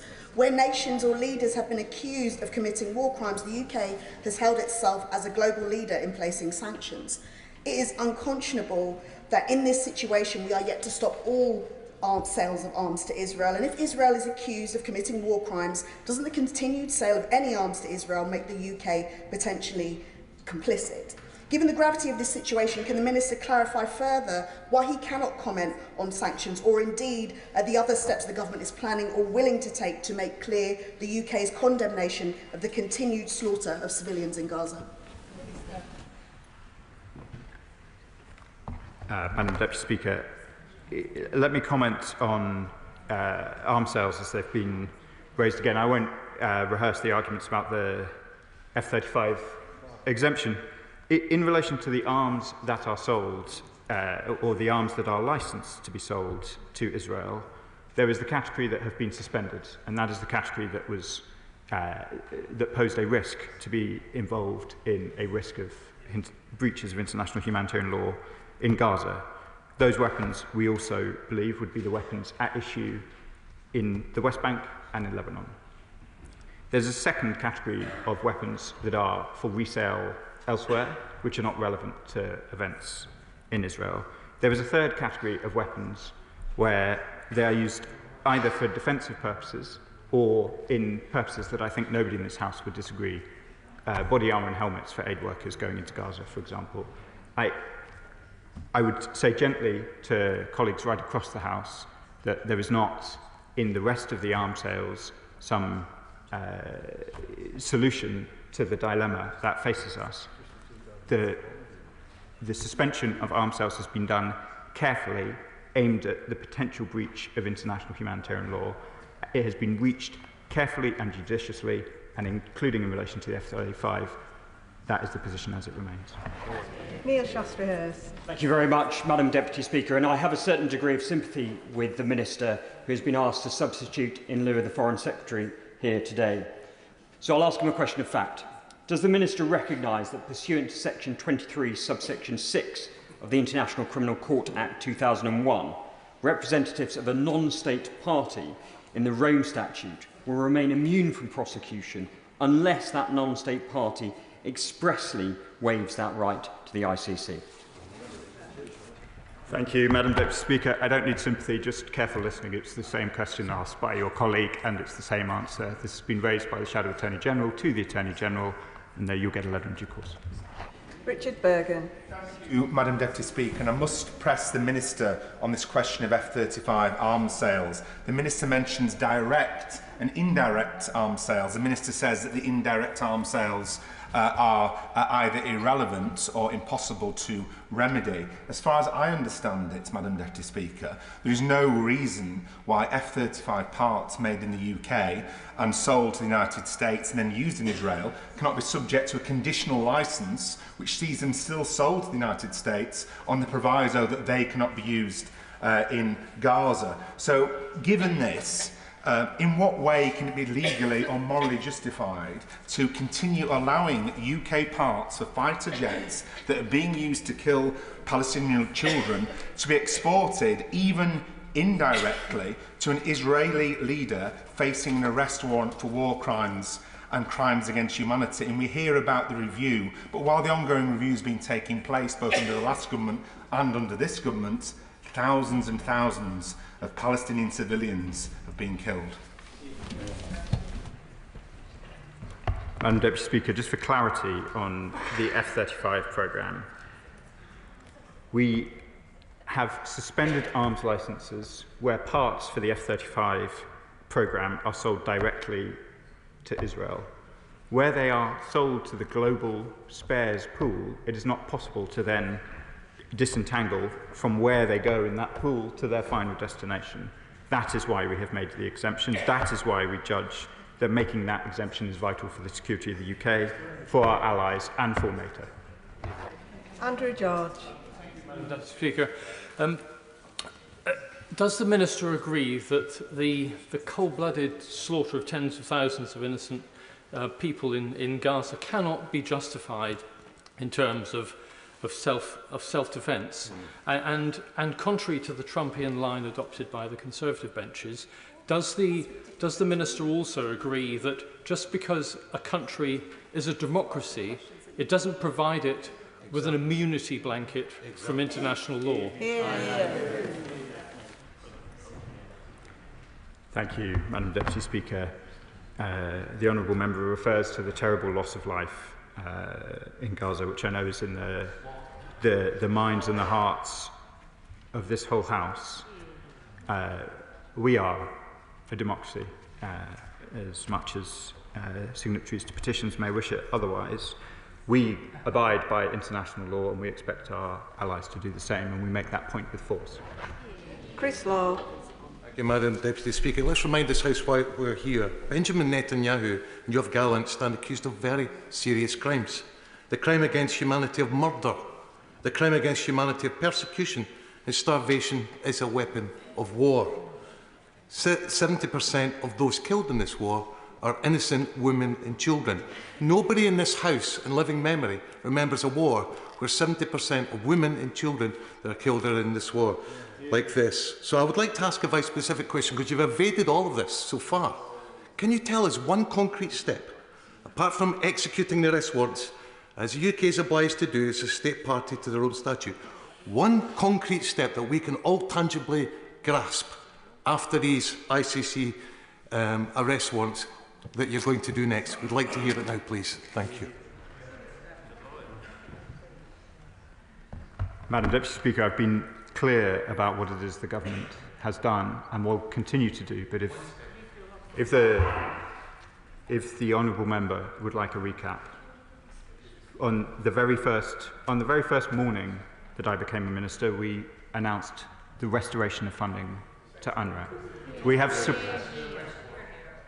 We have provided significant aid to the people of Gaza. We have provided aid which has not got in to Gaza. We have raised that with the Israelis. Me and my ministerial colleagues have travelled to the region to press these issues, both alone and in company with the French Foreign Minister. What we face, this House is united in its concern about what will happen in Gaza over the course of December. There is no disagreement that insufficient aid has gone in. There are urgent, almost frantic efforts every day in the Foreign, Commonwealth and Development Office to try to ensure that adequate aid reaches the Palestinians. I understand the frustration of this House. We are working as hard as we can. We will continue to do so. We take concrete action each and every day on this issue. Tracy Gilbert. Thank you, Madam Deputy Speaker. The ICC found that there is no justification under international humanitarian law for the restrictions of aid by the Israeli government. Indeed, the ICC detailed how doctors have been forced to carry out treatments and amputations without anaesthetics, including on children. The government's response must include redoubling our efforts to get more aid into Gaza. Can my right honourable friend confirm what pressure is being put on the Israeli government, in addition to what we've already done to get more aid into Gaza? Thank you, Madam Deputy Speaker. In addition to the steps that I just outlined, we'll be working closely with our partners, and I hope to be able to update this House shortly on some of the measures we are taking in company to try and ensure that sufficient aid gets into Gaza, particularly over this vital winter period. Iqbal Mohammed. Thank you, Madam Deputy Speaker. The ICC arrest warrants are welcome, but in themselves will not bring an end to Israeli war crimes and ethnic cleansing and the killing of innocent men, women and children. It is an international legal obligation on the UK government to prevent ethnic cleansing and to prevent genocide. Will the Minister explain what specific measures the government has and is taking to stop Israel's ethnic cleansing in northern Gaza? And will he explain what concrete steps the UK government has taken to comply with the Genocide Convention? Thank you, Madam Deputy Speaker. The honourable member asked about northern Gaza and some of the specific measures that have been taken. As I said in answer to a previous question, we have been paying close attention to events in northern Gaza. By way of example, we watched closely with horror the events at Kamal Addan Hospital. I raised this myself repeatedly with the Israeli authorities and urged them to preserve life at that hospital, including with the children. We take every opportunity to underline to the Israelis their responsibilities as an occupying power in the whole of Gaza, but in northern Gaza in particular, and indeed the obligations that fall to them, Madam Deputy Speaker, in relation to medical facilities, and particularly where there is ongoing treatment of children, as there was in that case. I recognise the honourable member's frustration about the situation in northern Gaza. We are clear, northern Gaza must not be cut off from the south. There must be no forcible transfer of Gazans from or within Gaza, nor any reduction in the territory of the Gaza Strip. The government of Israel must minimise evacuation notices to only areas where it's military necessary, provide timely and consistent information on when and where they take effect, and be clear on where it is safe for civilians to move to. The polio vaccination rollout has now ended, but an estimated 6,800 to 13,700 children in northern Gaza were not reached due to intense IDF activity. This is deplorable. Delayed vaccination of any child in Gaza puts them at risk and is unacceptable, and we make these points to the Israelis. I recognise the members' frustration. We are doing what we can to try and ensure that children and others in northern Gaza have access to the aid that they need. Dan Aldridge. Thank you, Madam Deputy Speaker. So many of my constituents have written to me and to express their horror at what is happening in Gaza. Does the Minister agree with me that UNRWA plays an indispensable role in the provision of humanitarian assistance? And does he oppose the bills recently passed in the Knesset that would prevent UNRWA's operation? Thank you. I thank the Honourable Member, Madam Deputy Speaker, for passing on the concerns of his constituents, which I know is felt right across the country, and that many members would wish to put on record the concern of their constituents as well. I do condemn the Knesset bill in relation to UNRWA. We've made this point clear. UNRWA is indispensable. Only UNRWA can provide the aid at the scale required into the occupied Palestinian territories, and we will continue to press for UNRWA's continued operation in accordance with the relevant Security Council resolutions. Clive Jones. Thank you very much, Madam Deputy Speaker. It is crucial that the Labour government must comply with our obligations under international law to uphold the ICC's ruling and enforce the arrest warrants against Israeli ministers. This compliance is vital, given the previous Conservative government's besmirching of the International Criminal Court and in turn damaging the UK's standing on the world stage. Many of my constituents in Wokingham would like to see that the UK stands up for what is right and would like to see that the UK does not turn its back on international law. So will the Secretary of State confirm that the government will not undermine the ICC's ruling by unequivocally agreeing to uphold the arrest warrants? Thank you, Madam Deputy Speaker. I'd like to reassure the Honourable Member and ask him to pass on to his constituents that this government will indeed do the right thing and stand up for international law, and I've set out the manner in which we would do that over the course of this afternoon. Ian Byrne. Thank you, Madam Deputy Speaker. I welcome the government's commitment to uphold its obligations under international law and therefore to commit to issuing arrest warrants to these men if they step foot on British soil. But I do ask the Minister, if the government acknowledges that the Prime Minister of Israel should be on trial for war crimes and crimes against humanity, how, morally and legally, can we continue to supply him with the weapons which are being used by Israel in its horrific assault on innocent civilians in Gaza?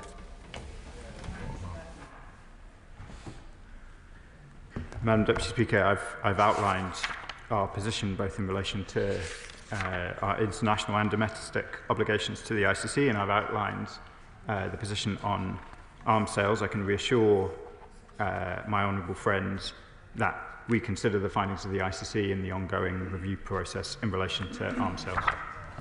Ayub Khan. Thank you, Madam Deputy Speaker. Can I say I'm truly perplexed? No doubt most of the British population that's watching this debate will be truly perplexed by some of the arguments that are being advanced. Issues when it comes to the ICC, topics such as morality or equivalence, don't feature. This is a principle of law, an independent body encapsulating some of the most senior members of the judiciary have made a finding, and yet we have issues of democracy or morality being used as some sort of impunity against leaders. Will the Minister state that if Benjamin Netanyahu arrived on these shores, even if the ICC have issued warrants, would we at least detain him subject to our domestic procedures? Madam Deputy Speaker, the member makes a impassioned and welcome commitment to due process and the independence of the law, and I won't demur from that by providing commentary on what domestic courts might do in a hypothetical situation. Yuan Yang. I'm frankly astonished at the principle underlining some of the comments made by the Shadow Foreign Secretary and some of her Conservative colleagues today. I've been giving assemblies to primary school children across Early and Woodley constituency, emphasising that British democracy means that nobody is above the rule of law. I hope that one day the members of the Conservative Party opposite might understand what the children of Early and Woodley constituency instinctively understand, which is that we should be equal above the law, whether or not we are the political leaders of a democracy or otherwise. And that is why I welcome the Minister's statement that the government will comply with its international obligations. Now, the Minister has set out the work he has been doing in travelling to the region and in witnessing firsthand the blockage of aid by the Israeli government into Gaza. The United Nations states that over 83% of food aid has been blocked. And of course, this leads to the risk, an ongoing fact of starvation in the region. So I ask the Minister what he can do, what the government can do, in line with our positive obligation under international law to prevent future atrocities occurring in Gaza. Thank you, Madam Deputy Speaker. The government is deeply concerned by the latest IPC finding about the situation in relation to food insecurity in Gaza. We are making efforts to try and ensure that a more rapid and regular flow of aid, including items that have been barred. Those items that have been barred seem to particularly often be the items most vital for winterization, as the international humanitarian community call it, in Gaza, and we will continue to press for more flexibility on these points so the necessary tents, sleeping bags and other equipment required to safeguard Palestinian life over the course of the winter is able to move in at the scale that is required. Jim Shannon. Thank you, Madam Deputy Speaker. I haven't seen and lived through in Northern Ireland the misuse of lawfare whereby the terrorist uses law to target those who seek to live by the law, and terrorists ignores the premise that every one of their actions are illegal. I very firmly oppose the UK stamp of approval on any ICC decision on Israel. It is only when you, and not you the Minister, but you, me, have been the victim in Northern Ireland, as unionists have, of the whitewashing propaganda, that you truly understand the danger. Will the Minister not recall that Israel has been defending itself under perpetual attack, and that this ICC ruling is simply affirming the Hamas agenda of hiding terrorism behind women and children and sacrificing them to achieve their goal, which is clear, to wipe Israel off the map? And this is something that we can never support. I hope the Minister will never support it either. Thank you, Madam Deputy Speaker. I do not support the actions of Hamas. I condemn them outright and utterly. The actions of Hamas, the continued keeping of hostages in unspeakable cruelty, both to the Israeli people, but indeed to British nationals as well. And we do not forget Emily Damari, still held more than a year since she was taken. That being said, we can both condemn terrorist organisations like Hamas, like Lebanese Hezbollah, and also encourage our allies to stand to the very highest standards, and our commitment to international law is part of that contribution. Laura Kirk-Smith. Madam Deputy Speaker, I've just returned from the West Bank, where I met with Roland Friedrich, Director of UNRWA Affairs, and saw UNRWA's work firsthand, which in the West Bank alone includes running 97 schools, 43 health centres, and providing public services like clean drinking water and rubbish collection. Does the Minister agree that there is no viable alternative to UNRWA, and will he do everything in his power to ensure that Israel allows its vital operations to continue? Thank you, Madam Deputy Speaker. I do agree there is no alternative to UNRWA, and we will raise these points both directly with Israel and in company. It is vital that UNRWA, underpinned by a succession of UN Security Council resolutions, is able to continue its vital work both in West Bank and in Gaza and across the wider region. Richard Quigley. Thank you, Madam Deputy Speaker. Can the Minister reassure us that he and other ministers have directly pressed Israel on compliance with international humanitarian law in their meetings with their counterparts? Madam Deputy Speaker, I can, and I did this morning, and I will continue to do so. Peter Prinsley. Madam Deputy Speaker, Emily is a British citizen, held hostage, as the Minister has said, ever since these attacks. Would the Minister explain what measures the government is taking to make contact with those holding the hostages so that we can bring Emily home? Madam Deputy Speaker, hostage cases are some of the most horrifying situations that a family could face. A year on, the agony that Emily's family feel, and I know many people in this House have met with her family and have seen firsthand the bravery but also the agony that faces them all. I regret deeply that the best chance of release for all of the hostages is a negotiated agreement, and I call on all parties to come back to the table in order to try and advance the agreement necessary to secure a release of hostages, an immediate ceasefire and a reduction in the awful violence that scars us all. We now move on to the statement, and I'll give a few moments for the front benches to settle.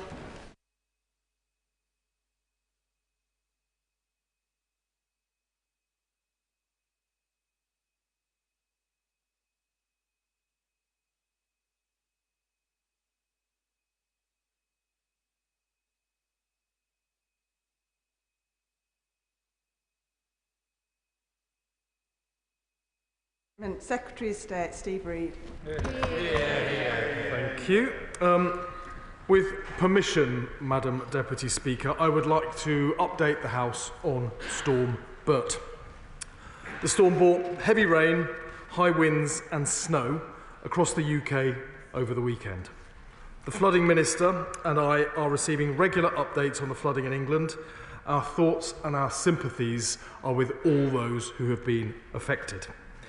This morning, I held an emergency meeting with the Environment Agency Chief Executive Philip Duffy to discuss the flooding response and ongoing plans to protect communities.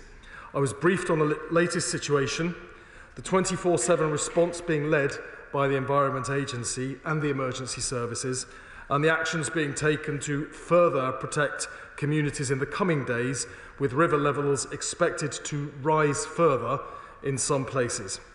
We discussed how to bolster the response from the Environment Agency, emergency services and local authorities if required. Flooding in Wales, Scotland and Northern Ireland is dealt with by the devolved authorities. The Prime Minister spoke to the First Minister for Wales on Sunday, and the Welsh Government has activated its crisis management arrangements in support of the local response. We have offered additional support to our colleagues in Wales if and when that is required. I would like to put on record my thanks to the emergency responders, local authorities and the Environment Agency for their immense efforts to help communities across the country. Around 28,000 properties have been protected by Environment Agency flood defences. Unfortunately, an estimated 107 properties have flooded across England, principally from river and surface water flooding. While Storm Bert has now passed, we will continue to see the impacts of this weekend's heavy rainfall over the next few days. Environment Agency staff are continuing their work across the country and are engaging closely with local resilience forums and local responders, with arrangements in place to scale up their response if and when that is needed. As of 4 p.m. today, there is one severe flood warning in place, 120 flood warnings and 145 flood alerts in force across England. A severe flood warning, which reflects a danger to life, was issued in the early hours of this morning and relates to the Billing Aquadrome on the River Nene in Northamptonshire, where the caravan park was safely evacuated. This is the fourth time the Aquadrome has been flooded in recent years, and I would like to thank local responders for their swift actions to protect those most at risk. The Environment Agency and local responders have also been busy protecting properties elsewhere in England, including flooding from the River Teme in Tenbury Wells, where around 40 properties have flooded. The river has now peaked and local responders will be focusing on the lower reaches of rivers over the next few days. There has been a focus on the Calder Valley in West Yorkshire, the River Weaver in Cheshire, and the River Avon in Bath, including Chippenham and Bradford upon Avon. Further flooding is sadly likely over the next few days as water levels rise in slower flowing rivers such as the Severn and the Ouse. The Environment Agency anticipates that any impacts should be less severe than we've seen in recent days. Storm Bert also caused disruption to road and rail networks. Our transport industry has well-established plans to respond to severe weather and get affected transport networks running smoothly as quickly as possible. National highways, local highway teams and Network Rail staff have been working all weekend to reduce floodwater and remove fallen trees from roads and railways. Unfortunately, residual floodwater is affecting the Great Western Main Line, the Midland Main Line and other branch lines, and this continues to affect passengers' journeys. The safety of passengers, train crew and staff is always the top priority, and railway lines will be reopened as soon as it is safe for trains to run. Climate change will inevitably lead to more severe weather of the kind we've seen this weekend. As Secretary of State for the Environment, I have made it my priority to improve our flood defences and drainage systems to keep people and businesses safe. This government inherited flood defences in the worst condition on record following years of underinvestment by the previous government. Over 3,000 of our key flood defences are below an acceptable standard. That is why we are investing £2.4 billion over the next 2 years to build and maintain flood defences. We've also set up a new Floods Resilience Task Force to make sure there is better coordination between central government and the frontline agencies on the ground up and down the country. This brings together organisations including the Association of Drainage Authorities, the National Farmers Union, Local Resilience Forum and emergency responders.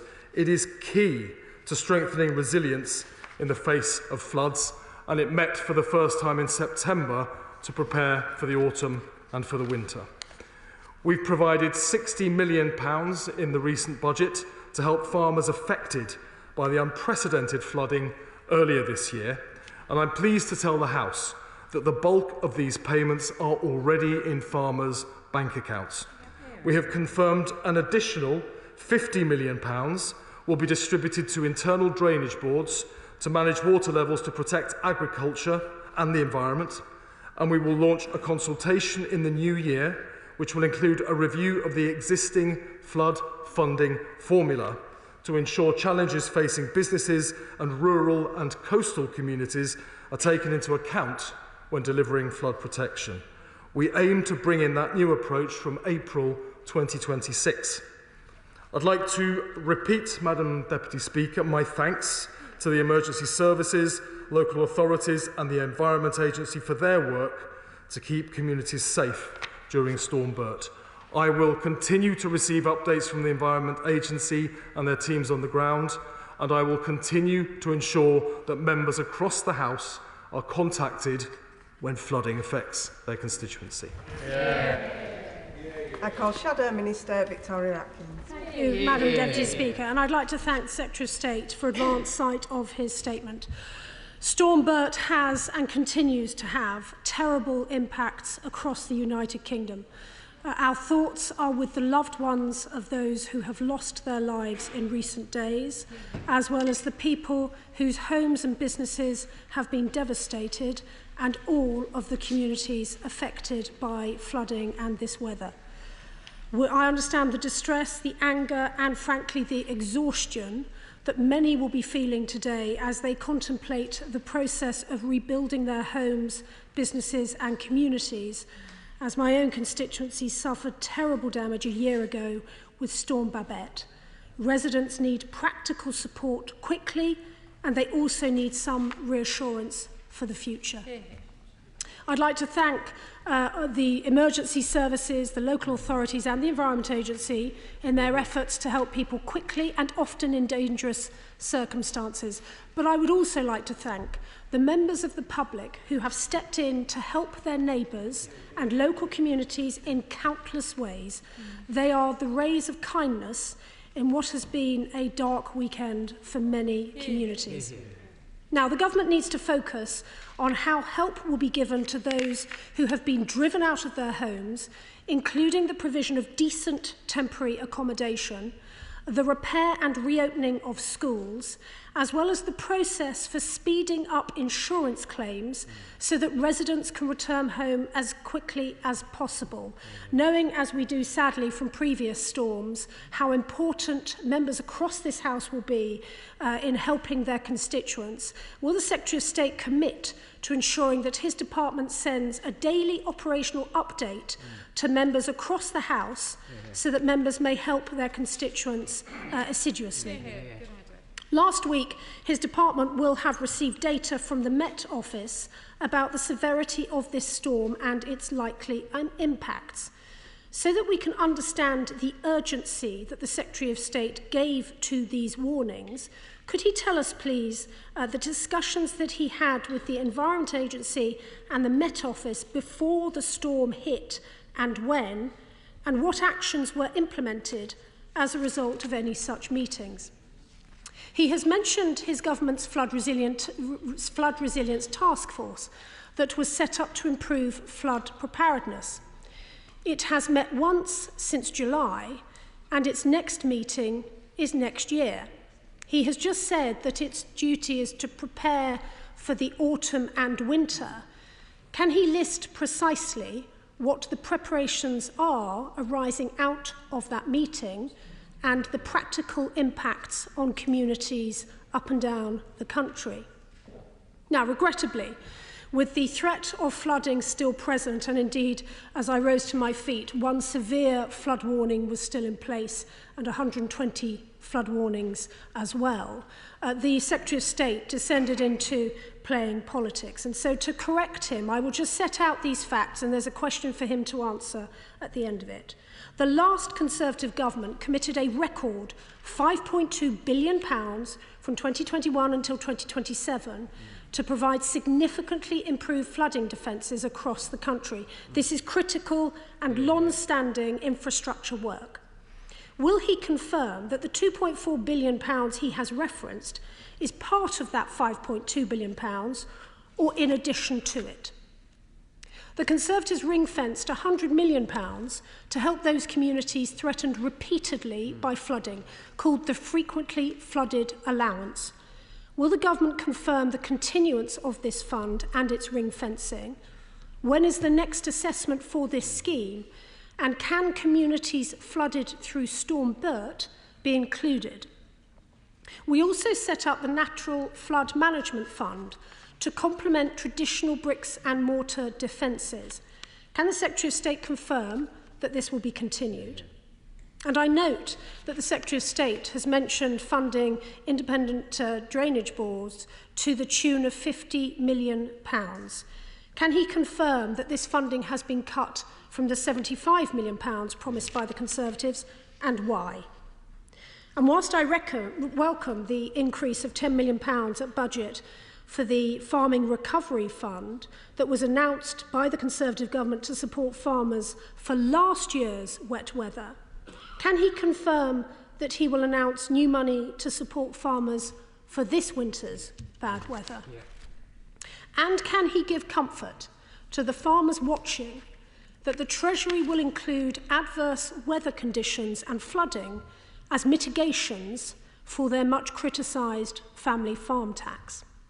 Finally, Madam Deputy Speaker, I end by wishing every single community, whether they are the subject of those flood warnings or who are watching their weather updates with great concern, I wish everyone a safe and comfortable few days ahead. Madam Deputy Speaker, I thank the Right Honourable Lady for her comments and echo her good wishes to people who have been affected by the situation. She refers to funding, of course, I would politely remind her she was a Treasury Minister in the previous government, which underfunded our flood defences and left over 3,000 of them in an inadequate state, which is the highest level on record being inadequate. She asks about appropriate support on the front line. The Flood Resilience Task Force exists to ensure that the agencies on the front line right across the country, local authorities and other agencies responsible, were ready for this and other storms when they happen and have made sure that appropriate support is in place for individuals, families and communities that may be affected, of course including those who are most vulnerable. My honourable friend, the Minister for Water, has already held a round table with insurance providers to ensure that we are speeding up support for those people who are affected by flooding. The Environment Agency will, of course, keep members updated on a very regular basis on the circumstances in their own constituencies. And returning back to funding, we've allocated £2.4 billion over the next 2 years. That is more per annum in each of those 2 years than the previous government allocated for the current year. Chair of the Select Committee, Toby Perkins. Thank you very much indeed, Madam Deputy Speaker. I entirely empathise with my right honourable friend about what he has inherited. We had the perfect storm of massive funding cuts to the Environment Agency, with increased pressures from flooding as a result of climate change. Notwithstanding that, the need for improvements in our flood defences is absolutely urgent and critical. How can communities like mine in Chesterfield, flooded by the River Rother and Hipper, engage with the work that he's doing so that we are able to be more prepared, and so that the community can work with the Environment Agency to bridge the funding gap that we've been told on the existing scheme on the River Hipper, and right across the country, communities like those so appallingly flooded, who my heart goes out to because of what I've seen, need to know how we can work with the government to step up the urgency to make our country more flood prepared in the future. I thank the Chair of the Committee for his questions, and of course I sympathise with residents in his constituency who will have been affected by the recent flooding and indeed previous flooding. The government is reviewing the flood funding formula so that we can look at making it more effective. That includes looking at nature-based flood management, things like planting more trees further upstream to help the land hold more water, so less rain when it comes is flooding downstream where it can cause more damage in more populated areas. That consultation will be involving businesses, rural communities, coastal communities, communities including his own, so that they can all feed in and we can make sure we have a flood funding formula that works for every single part of the country. Liberal Democrat spokesperson Tim Farron. Thank you, Madam Deputy Speaker. I want to thank the Secretary of State for advance sight of the statement. The financial cost of the devastation caused by Storm Bert will run into many, many millions, and yet it is absolutely nothing compared to the heartbreaking loss of life. My prayers are for the loved ones of those who have died and for the communities so horrifically affected. I too am grateful to the emergency services of all kinds, council workers, Environment Agency, and to the communities who have pulled together and been wonderful neighbours to their neighbours up and down this country, and indeed to the many members who have got their hands dirty serving their constituencies. My honourable friend included the member for Chippenham, who, in the absence of any trains, hired a car this morning, left Parliament to get back to her communities to be with those who have been devastated by the flooding. This storm does highlight the foolishness of the government's real terms reduction in the DEFRA budget of 1.9% by 2026, which forms a threat to flood-affected communities, at least potentially via flood management schemes, through natural flood management, through specific projects such as those in Kendal and Appleby. So would the Secretary of State clarify that he may seek to reverse those cuts? Disruption to rail services has been significant too. Less than a year after the terrifying derailment at Grange over Sands, the whole of the Furness line in my constituency is now out of action until later this week. Will ministers put extra resources into ensuring that this vital line and others is upgraded and made more robust? Storm events also have an impact on our sewage networks. Research by the Save Windermere campaign estimates that storm overflows discharging untreated sewage into our lake began at 3:21 this morning and that by midday could have reached a volume of 7 million litres. So will the government speed up action to prevent egregious storm overflows like this across our country? And finally, does he understand that given the crucial role farmers play in natural flood management, his decision to cut 76% of the basic payment scheme from next year could push farmers away from such schemes altogether, and will he revisit that decision? I'm grateful to the Right Honourable Gentleman for his comments and for his question, and I share and echo his gratitude to members across the House for the work that they've carried out to support their local constituents and signpost them to appropriate support. And we will be making sure the Environment Agency continues to engage with members so they can continue carrying out that very important work. Now, the Right Honourable Gentleman will be aware of the very, very difficult financial inheritance we had from the previous government. In that context, I think the fact that we've been able to deliver an increase in funding for flooding is to be welcomed. £2.4 billion over the next 2 years means there is an increase in each of those years compared to the amount of funding provided by the previous government for the current year.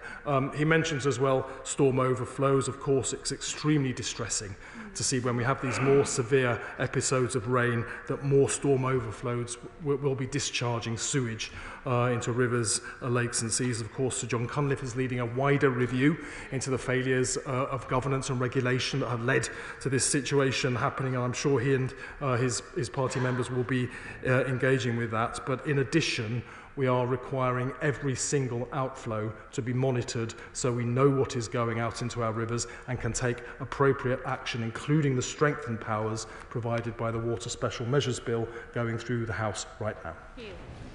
Nick Smith.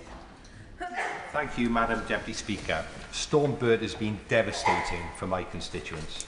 In Cwmteleiri, with its disused coal tips, 160 millimetres of rain fell in just 48 hours. Across Blaenau Gwent and Rumney, homes have been washed out, children's Christmas presents have been ruined, and families without insurance are counting the cost. Now, can I hugely welcome the 25 million in the budget for Welsh coalfield tip maintenance and safety measures. Made a big difference.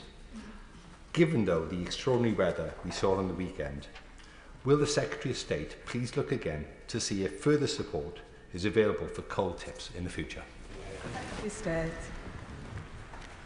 I thank my honourable friend for his intervention. I recognise the absolute devastation he describes that homeowners, business owners will have felt to see their homes devastated by flooding.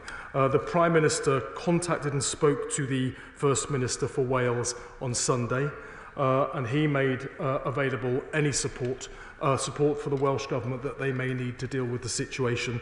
That offer stands open, and we are ready to support colleagues in Wales if and when they require that, recognising that it was parts of Wales that have been the hardest hit by Storm Bert. Cleanos Medi. Diolch, Dyffryn Lefarydd. Plaid Cymru's thoughts are with all those across Wales affected by Storm Bert. Confirmation of a coal tip landslip in Cwmteleiri is extremely concerning and will lead to anxiety for others living near coal tips. These tips are the legacy of an industry that extracted from Wales to enrich London. Yet, the UK government has only pledged just 4% of the 600 million needed to secure them. Will the Secretary of State commit to providing the full funding required? Here. I thank her for